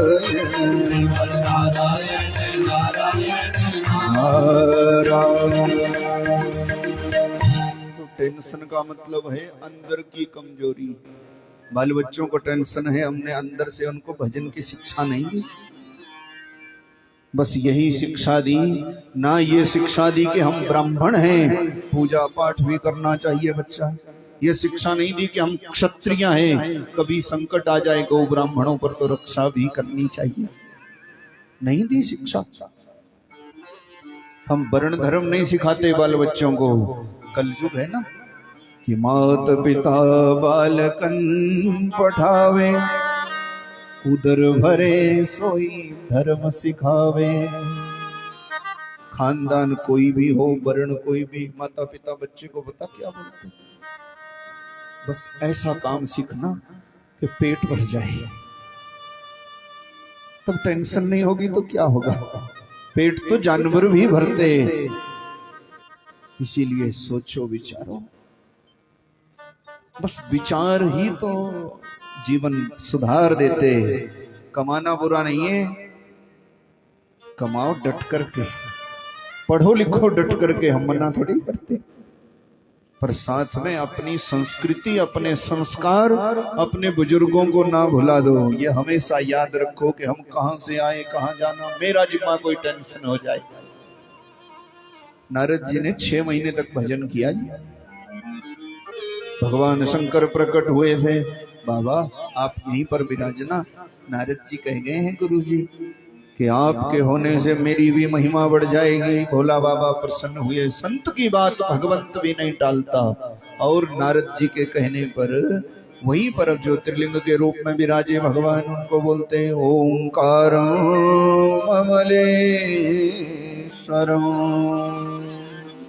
ओंकारेश्वर ममलेश्वर महादेव। ये चौथे ज्योतिर्लिंग है ऋषियों। और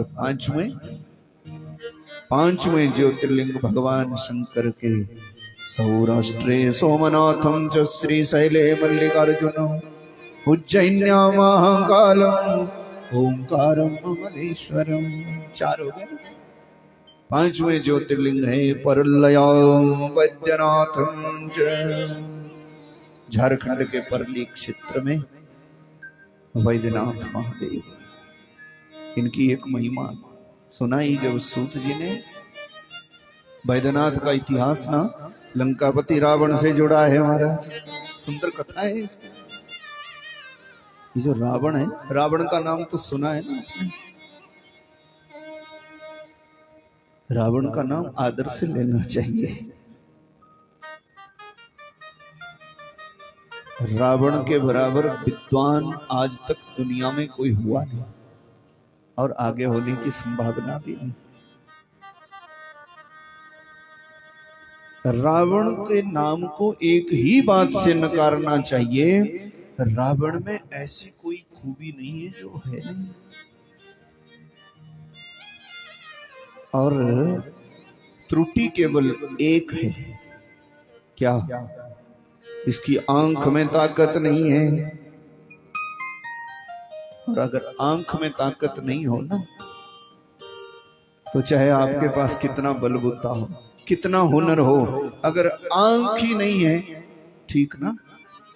जो कोई भी खरी चीज देखे सोचता बस ये मेरी ही हो जाए। इसीलिए तो बात बात पर बेइज्जती होती। सीता जी को उठा करके इसीलिए तो ले आया था कि ऐसी रूपवान नारी तो मेरी लंका की शोभा होनी चाहिए। क्योंकि आंखों के सामने इससे सुंदर तो कोई लगता ही नहीं था। रावण की आंख में ताकत नहीं है, और कोई ऐसी बात नहीं जो रावण में नहीं है। इसीलिए विद्वान लोग तो कहते हैं रावण का नाम श्रद्धा भाव से लेना चाहिए, केवल एक बात को छोड़कर कि उसकी आंख में ताकत नहीं है। आंख खराब है। सोने की लंका देखी पार्वती ने बनाई थी, सो झपट दी। कुबेर का पुष्पक विमान छीन लिया, इंद्र का सिंहासन, जो जो मर्जी में आए, जो भी खरी चीज लगे बस मेरी ही हो। ये रावण का स्वभाव, और किसी भी तरह की उसमें त्रुटि नहीं है। रावण के पास ऐसी कोई विद्या नहीं है जो जानता नहीं है। ये वही रावण है जिसने अपने सिर काट काट करके महादेव को हवन किया। ये वही रावण है जिसने एक बार कैलाश की जड़ें हिला दी, कैलाश को उखाड़ लिया महाराज। पर ठगा बस इसीलिए गया कि आंख में ताकत नहीं थी। अगर सच में ताकतवर बनना है तो आंख में ताकत पैदा कर लो।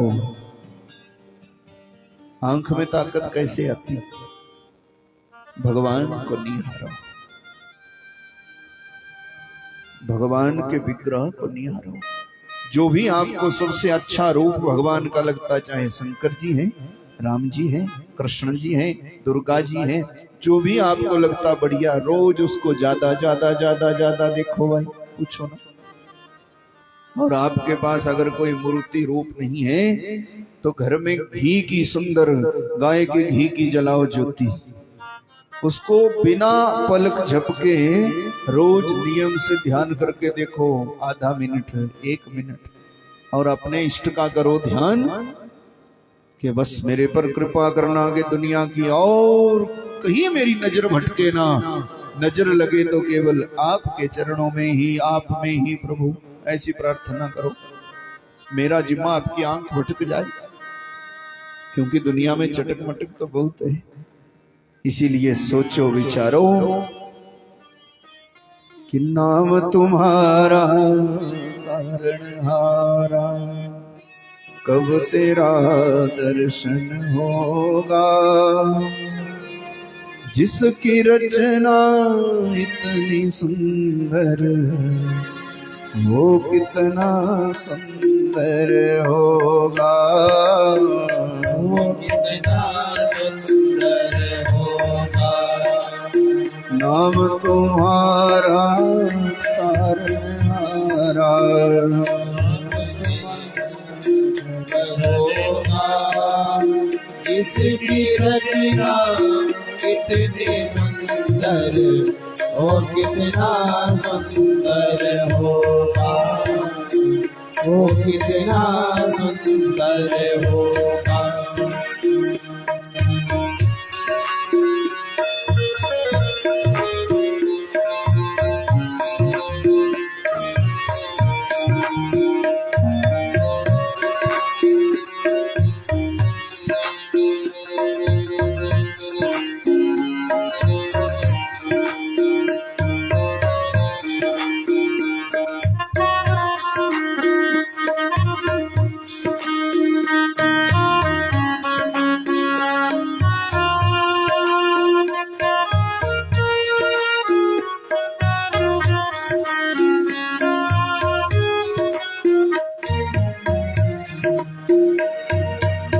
दीन दयाल दया के सागर, जग में नाम तुम्हारा है। दयाल दया के सागर, जग में नाम तुम्हारा है। तुम बिन मेरे बाल कृष्ण प्रभु, कोई न और हमारा है। तुम बिन मेरे बाल कृष्ण प्रभु, और न कोई हमारा है। भव सागर से पार उतरने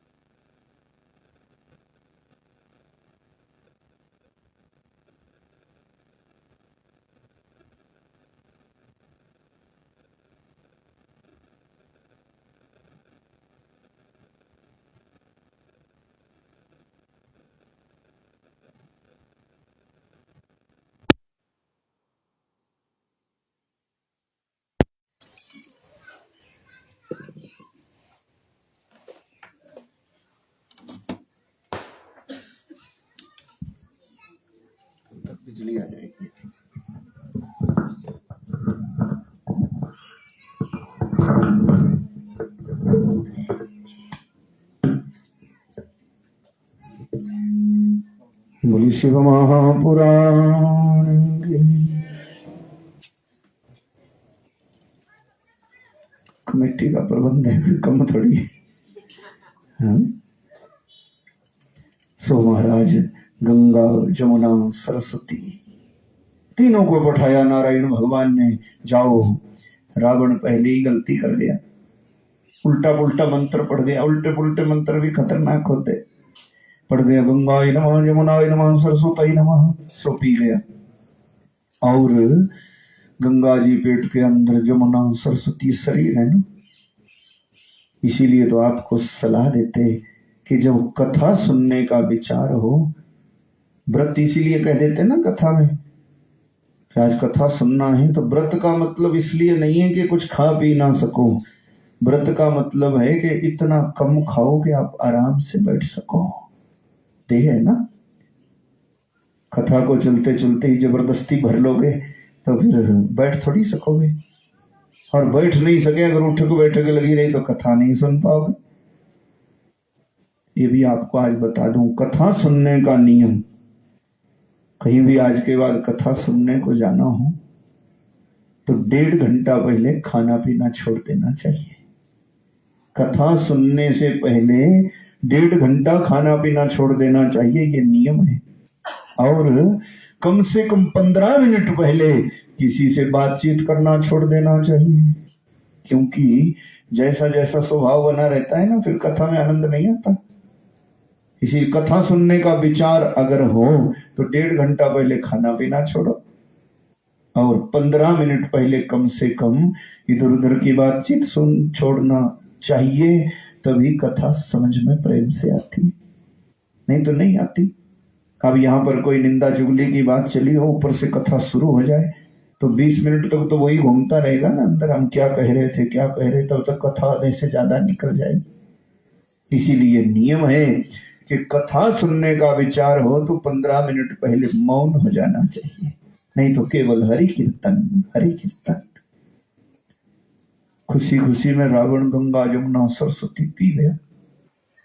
देवताओं ने सोचा क्या करें, नारायण भगवान ने गंगा जमुना सरस्वती को पठाया, कुछ करो।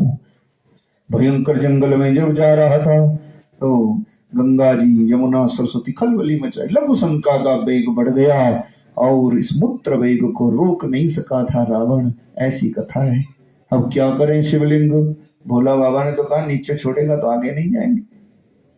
अब कहाँ जाए क्या करे। तब तक नारायण भगवान आ गए थे जी, ब्राह्मण का रूप बना करके। बोले महाराज कहाँ जा रहे हैं। ब्राह्मण देवता यूं ही घूमते रहते, किसी की रक्षा करनी, किसी को सहायता देनी। रावण ने कहा बढ़िया मिल गया, लो लजरा ये शिवलिंग पकड़ो हमारा, थोड़ी देर को और हम आ जाएंगे।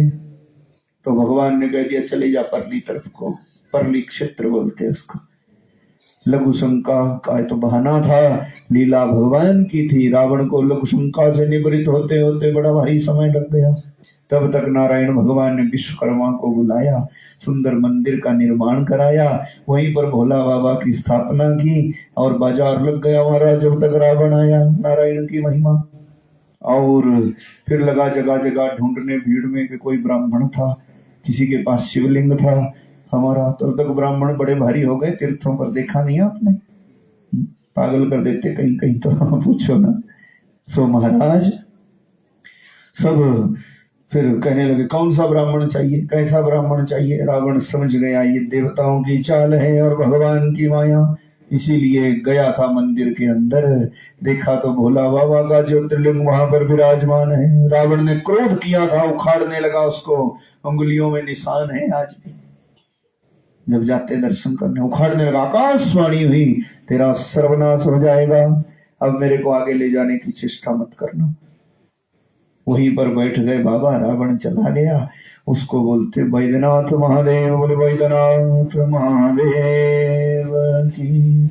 और छठे ज्योतिर्लिंग है भगवान के, डाकिन्यो भीम शंकर। महाराष्ट्र के डाकिनी पर्वत में भीम शंकर महादेव, उसकी कथा पूछी थी, सूत जी ने सुनाया। ये भीम शंकर महादेव भयंकर जंगल है महाराष्ट्र की पहाड़ियों, और वहां पर बड़े भारी राक्षस लोग रहते थे। तो रावण का एक भाई था कुंभकर्ण। कुंभकर्ण तो सुना है ना आपने? कुंभकर्ण जानते हैं आप? कुंभकर्ण कौन होता? कुंभकर्ण वो होता कि गांव में तो लगी है कथा और घर में खर्राटा ले रहा है, उसको बोलते कुंभकर्ण। नहीं, कुंभकर्ण का पक्का रिश्तेदार होता। बोले वृंदावन बिहारी लाल। जो खाए पिए मौज मस्ती करे और औरों को भी सलाह देते, क्या ढोंगबाजी है यार, 4 दिन की जिंदगी है, खाओ पियो मौज मस्ती करो, आगा किसने देखा। बस वो होता कुंभकर्ण, और कुंभकर्ण का होता रिश्तेदार। ये जो कुंभकर्ण है ना, बड़ा भारी बलवान है, रावण का भाई। 6 महीने तक सोता है जी, एक दिन को जागता है। पहले तो इच्छा इसकी थी कि खाएंगे पिएंगे मौज मस्ती करेंगे। बस ये कथा रामायण में आती बड़े प्रेम से कि खाएंगे पिएंगे मौज मस्ती करेंगे। देखो 6 महीने तक जागेंगे और एक दिन को सो जाएंगे। 6 महीने को जागेंगे। पर इधर देवताओं ने विचार किया, ब्रह्मा जी वरदान देने को जा रहे हैं, और अगर कहीं ये 6 महीने जाग गया लगातार तो पूरे जमाने को खा जाएगा, इतना बड़ा बलवान है, पेट तो भरना है इसको। तो देवताओं ने सरस्वती माता से प्रार्थना की, कुछ करो कुछ करो, ब्रह्मा जी जब तक वरदान दे देंगे। क्यों? क्योंकि इसने मन में सोचा है 6 महीने को जागेंगे, एक दिन सोएंगे, खाएंगे पिएंगे मौज मस्ती करेंगे। सरस्वती माता चली गई और इसकी जिह्वा पर बैठ गई। ब्रह्मा जी आ गए। ब्रह्मा जी ने कहा, खुश हूं बेटा मैं, बोल क्या चाहिए। कुंभकर्ण को मांगना तो था कि 6 महीने जागूं, एक दिन को सो जाऊं, पर सरस्वती माता ने उल्टा कर दिया। देवताओं के सहयोग के लिए, संसार का कल्याण करने को, और उल्टा करके इससे बुलवाया। कुंभकर्ण ने कहा, प्रसन्न है आप? बोले प्रसन्न हूं। तो हमारे को ऐसा वरदान दो कि हम 6 महीने को सो जाएं, एक दिन को जागे। ब्रह्मा जी का तथास्तु तथास्तु तथास्तु, ऐसा ही होगा ऐसा ही होगा। 3-4 बार कह दिया तथास्तु। तब तक कुंभकर्ण ने कहा, नहीं नहीं नहीं, गलत हो गया, हमें ऐसा नहीं मांगना था, हमें तो 6 महीने जागना।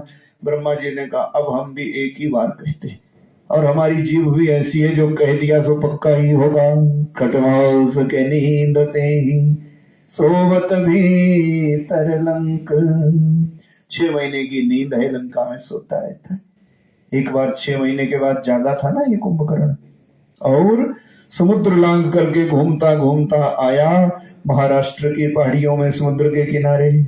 वहां पर एक करकटी नाम की राक्षसी है, उससे इसका संजोग हुआ। कुंभकर्ण तो जाकर के सो गया था और करकटी गर्भवती हो गई, ऐसी कथा है। करकटी ने गर्भ से एक सुंदर बालक को जन्म दिया, हट्टा कट्टा, कुंभकर्ण की औलाद। इसका नाम है भीम। ये भीम नाम का राक्षस बड़ा भारी दुराचारी हुआ, लोगों को दुखी करता जिया। और एक दिन क्या हुआ, ये बैठे थे समुद्र के किनारे राक्षसों की टोली। तब तक कोई यात्री तीर्थ यात्रा करते करते आए समुद्र में। एक डोंगी यात्रियों की भरी यात्रियों की सो आ ही रहे थे, इसलिए